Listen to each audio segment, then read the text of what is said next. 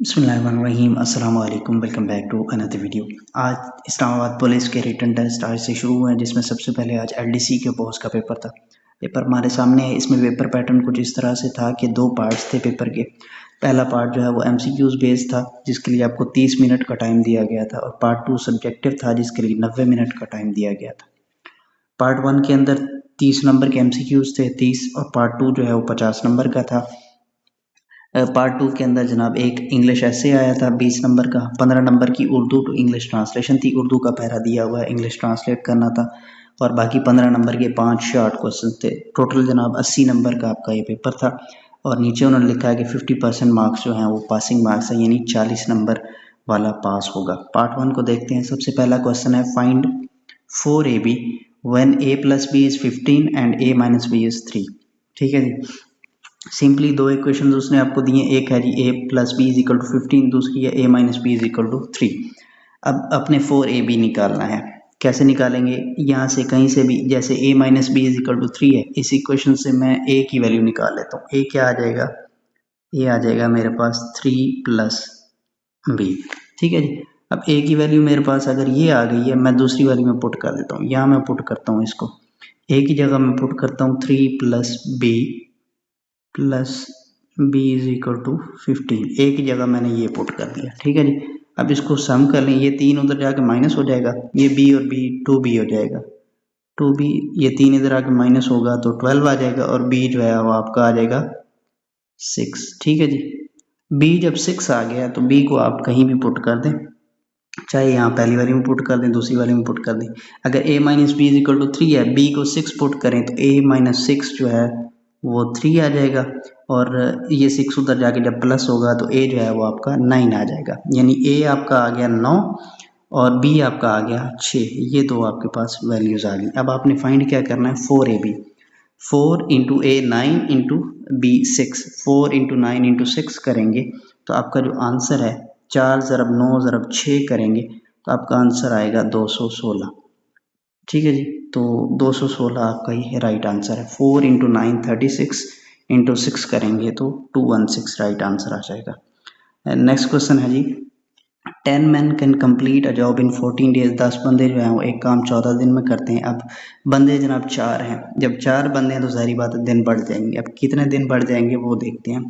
इसको simply equation ये बनेगी 10 बंदे, ठीक है जी, 14 दिन में काम मुकम्मल करते हैं, इज इक्वल टू 4 बंदे और कितने दिन में काम मुकम्मल करेंगे वो हमने फाइंड करना है। तो x जो है ये आ जाएगा 10 × 14 तकसीम 4। ठीक है जी। 10 × 14 140 आएगा, तकसीम 4 करेंगे तो 35 आपका जो है वो राइट आंसर आ जाएगा। 35 days is the right option. Next है जी चेंज आपने करना है 27/7 को मिक्सड, यानी ये इसमें आप अगर करें पहले वाले को अगर आप करें तो 3 × 6 18, 18 और 1 19, 19/3 बनता है, वो तो सेटिस्फाई नहीं हुआ। 2 × 7 14, 14 और 1 15, 15/2 बनता है। नेक्स्ट फिर तीसरा ऑप्शन अगर आप देखें 7 × 3 21, 21 और 6 27, तो 27/7 ये आपका राइट ऑप्शन बन जाएगा। नेक्स्ट क्वेश्चन है, ये आपका राइट ऑप्शन हो जाएगा 3 सही 6/7। नेक्स्ट क्वेश्चन है जी a store offers 20% discount on a jacket, original price 1500 रुपये है, तो उसकी सेल प्राइस आपने फाइंड करनी है 20% डिस्काउंट के बाद। अब 1500 का 20% कितना बनेगा? 1500 उसका आपने निकालना है जी 20%, यानी 20/100, तो 0 से 2 0 कट जाएंगे, 20 ज़रा 15 करें तो 300 आ जाएगा, यानी कि 300 रुपये डिस्काउंट की अमाउंट बन गई। अब 1500 उसकी एक्चुअल प्राइस है, जिसमें से 300 रुपये डिस्काउंट करेगा तो पीछे 1200 रुपये उसकी सेल प्राइस आ जाएगी, तो 1200 आपका राइट आंसर आ जाएगा। उम्मीद है आपको समझ गए होंगे। अब वो कहता है जी अ मैन सेव्स 500 रुपये which is 15% of his annual income. जितनी भी उसकी सालाना इनकम है उसका 15% जो है वो उसने सेव किया, जो कि 500 रुपये है, तो उसकी टोटल आपने इनकम बतानी है। मैं लेट्स सपोज फ़र्ज़ करता हूँ कि उसकी जो एनुअल इनकम है वो x है। ठीक है जी। अब उसने इस एनुअल इनकम का 15% जो है वो 15% ऑफ x जो उसने सेव किया है वो 500 रुपये है, ऐसे ही है जी। अब मैं ये करता हूँ कि 15% का मतलब है 15/100 of x is equal to 500। अब यहाँ से x आपने फाइंड करना है तो 100 उधर जाके मल्टीप्लाई हो जाएगा, 15 जो है वो डिवाइड हो जाएगा। 500 इंटू 100 डिवाइडेड बाई 15 करेंगे तो आपके पास जो आपका आंसर है 500 इंटू 100 डिवाइडेड बाई 15, तो आंसर आपके पास आएगा 3333.33। नेक्स्ट वो कहता है distance between two cities is 1800 मील। अच्छा जनाब, दो शहरों के दरमियान 1800 मील का फासला है। वो कहता है कि जी जो बाइक जिस पे सफ़र कर रहे हैं वो 1 लीटर पेट्रोल के अंदर 12 मील कवर करती है। ठीक है जी, तो 1800 डिवाइडेड बाय 12 कर दें तो आपके पास आ जाएगा जी वो लीटर पेट्रोल। ठीक है जी, 1200 तो ये बनता है 150। तो 150 जो है आपका राइट आंसर आ जाएगा। 150 लीटर पेट्रोल के अंदर जनाब 1800 मील का सफ़र तय होगा। ठीक है जी, 1800 divided by 12 simply. What percentage of 150 is 30। तो जनाब 150 का अगर आप 20% लें तो कितना बनेगा, वो 30 बनता है। तो 30 is 20% of 150। नेक्स्ट है जी if the ratio of apple to oranges is 3:2, यानी Apple ratio orange is 3:2।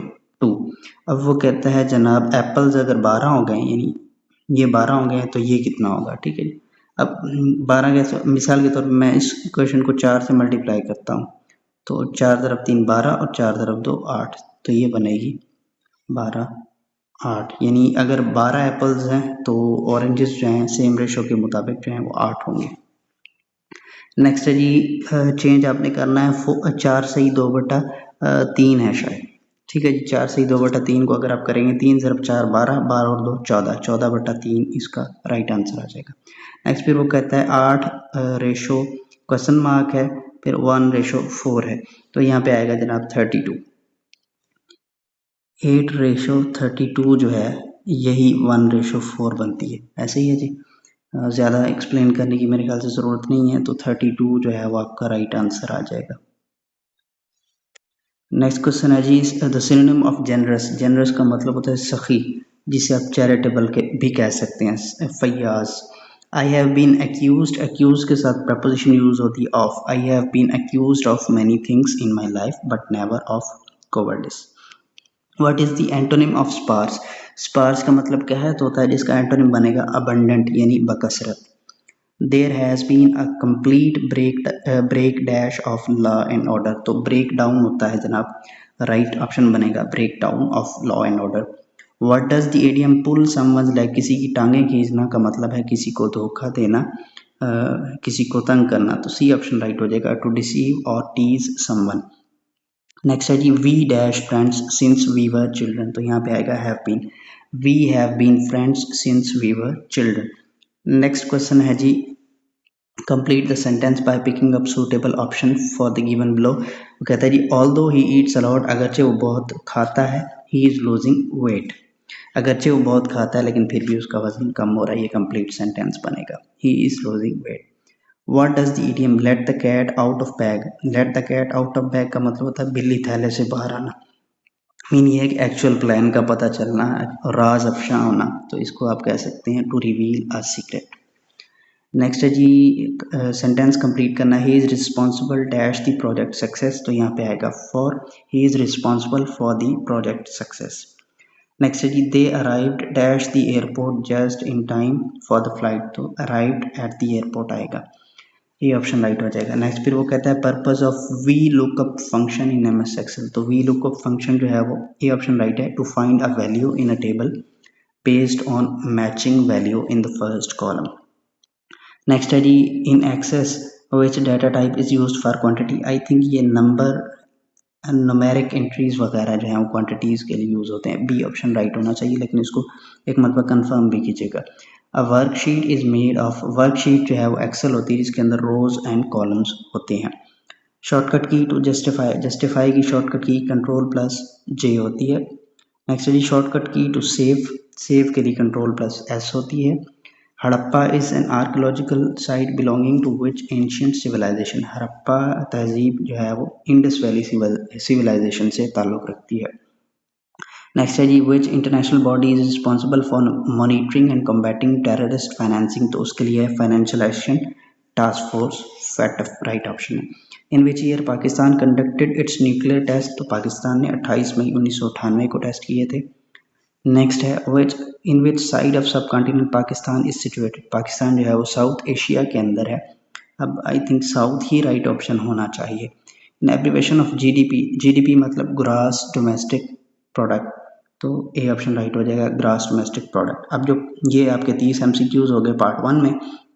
Part 2 के अंदर आपसे कहा गया है कि inflation in Pakistan, its reason and impact on society. कम से कम 400 अल्फाज का आपने लिखना था ऐसे इन्फ्लेशन के ऊपर, यानी महंगाई के ऊपर। 20 नंबर इसके थे।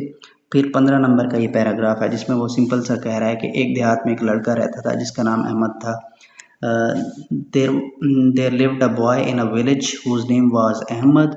He was born in a very poor family. His father was a laborer and used to send Ahmad to schools. Ahmad को भी तालीम से बहुत लगाव था। वो हमेशा सुबह सवेरे उठता और वक्त पर स्कूल जाता। मतलब ये सिंपल ट्रांसलेशन का पैराग्राफ है 15 नंबर का। नीचे फिर 15 नंबर के आपसे 3-3 नंबर का क्वेश्चन है जनाब। 5 क्वेश्चन दिए गए हैं आपको जिनके आपने शॉर्ट आंसर देने हैं। ठीक है, उसमें वो ये कह रहा है what are the problems of Pakistan education system. Pakistan education system में एक तो करिकुलम का भी एक इशू है मेन।